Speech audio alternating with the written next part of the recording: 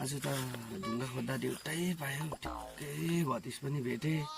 भतिसलाई 5,000 जस्तो चाहिँ सापट माग्नु पर्यो। अब सौ लौ भतिसकोमा, अब गएर कुरा गरी हेर्नु पर्यो भतिसलाई। ओ भतिस, भतिस, औ। ओहो नमस्कार है बहिनी, नमस्कार। नमस्कार भतिस, नमस्कार। के गर्दै हौ अन्त? सानो जङ्गल पुरै छ त हौ, के गर्दैछौ? खै त्यही त हो बाङ्गा, यसो घरमा मल्छी हुन्छ हो, अन्त जङ्गलमा आएर यसो गाई बाख्राहरू पो चराउँदै आएको नि बाङ्गा। उम्बाइ जा।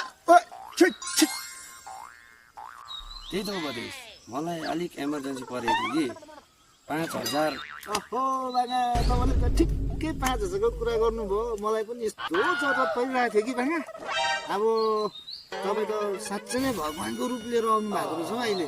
बाङ्गा मलाई 5,000 पुरा इमर्जेन्सी अहिले चाहिरहेको छ। यसो दिनुहोस् न, मलाई छ भने तपाईँले ठिक्कै 5,000 भन्नुहुँदै थियो कि, दिनुहोस् न लु बाङ्गा।